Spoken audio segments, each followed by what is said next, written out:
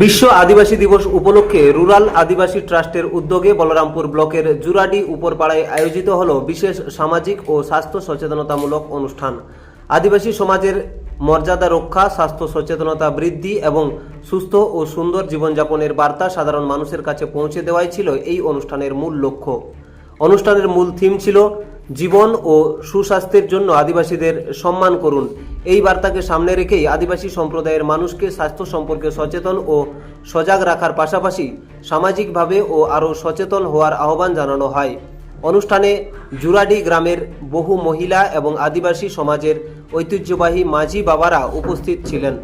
অনুষ্ঠানের মাধ্যমে আদিবাসী সমাজের ঐতিহ্য, সংস্কৃতি ও মর্যাদা রক্ষার পাশাপাশি তাদের বিভিন্ন সামাজিক ও স্বাস্থ্যগত সমস্যা নিয়ে আলোচনা করা হয়। রুরাল আদিবাসী ট্রাস্টের প্রতিনিধি ধনঞ্জয় মুর্মু জানান, সবর, বীরহড়, কোড়া, খেড়িয়া, পাহাড়ি, কোড়ামুদি, সিংসর্দার এবং সাঁওতাল সহ সমস্ত আদিবাসী সম্প্রদায়ের মানুষের পাশে দাঁড়াতে ট্রাস্ট সর্বদা প্রস্তুত।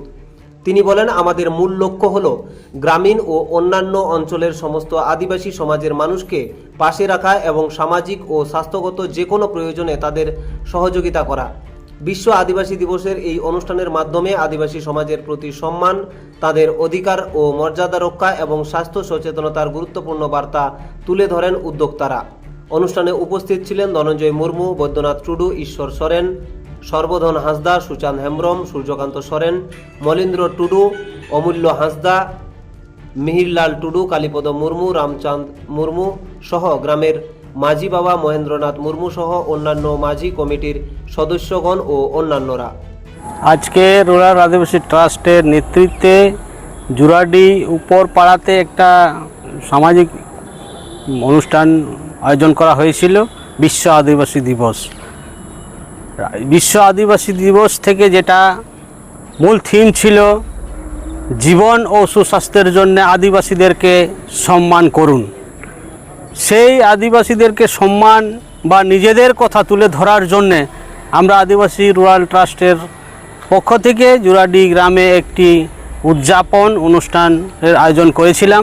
তাতে আমাদের সমাজের মানুষকে সজাগ সচেতন, স্বাস্থ্যর দিক থেকে, সমস্ত দিক থেকে, সামাজিক থেকে সমস্ত রকমের যাতে সজাগ সচেতন থাকা হয় সেই বার্তা রুরাল আদিবাসী ট্রাস্ট বার্তা দিয়ে এলো। সেখানে প্রচুর মহিলা উপস্থিত ছিল, গ্রামের মাঝি বাবারা উপস্থিত ছিল। তাদেরকে বার্তা দেওয়া হলো যাতে সুস্থ এবং স্বাস্থ্যবান হয়ে আদিবাসীদের আগামী দিনে জীবনযাপন করতে পারে। বিভিন্ন সময় দেখা গেছে যে আদিবাসী রুরাল আদিবাসী ট্রাস্ট যে রয়েছে সেখানে বিভিন্ন আদিবাসী সম্প্রদায়ের মানুষকে সহযোগিতা করে গেছেন। সেটা কি শুধু আদিবাসী না বিভিন্ন জনজাতিদের জন্য রয়েছে? আমরা আদিবাসীদের বিভিন্ন সম্প্রদায়, যেমন সবর আছে আমাদের বলরামপুর ব্লকে, বীরহড় আছে, ওরাং আছে, কোড়ামুদি আছে, সিংসর্দার আছে, সাঁওতাল আছে, এই আদিবাসী যতগুলো আছে আমরা যেখানে যেখানে খবর পেয়েছি আমরা গেছি সহযোগিতা করার জন্য। আগামী দিনে আমাদের এই বলরামপুর ব্লক বা এই পশ্চিমবঙ্গে বা ভারতবর্ষের বিভিন্ন কোনায় কোনায় আদিবাসীদের কোনো সমস্যা হলে সেখানে আমরা গিয়ে তাদেরকে সহযোগিতা করার জন্য আমরা প্রস্তুত আছি।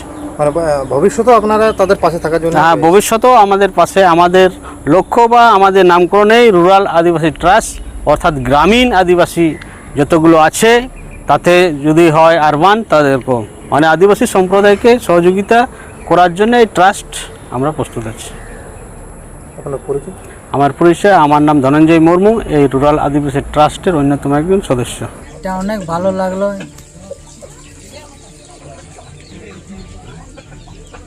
আচ্ছা, খুব ভালো লাগলো না? হ্যাঁ, ভালো।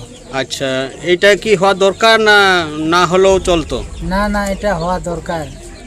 যেহেতু আমাদের আদিবাসী সম্প্রদায়ের লোক যাতে জাগ্রত হোক যে আমাদের 9ই আগস্ট কি জিনিস, কি দিন সবার তো জানা নেই, যার জন্যে এটা গ্রামে গ্রামে যদি অনুষ্ঠিত হতো তাহলে অনেকেই ভালো হতো। আচ্ছা, আপনার নাম কি? মহেন্দ্রনাথ মুর্মু। আপনি এই গ্রামের মাঝি? হ্যাঁ, গ্রামের মাঝি।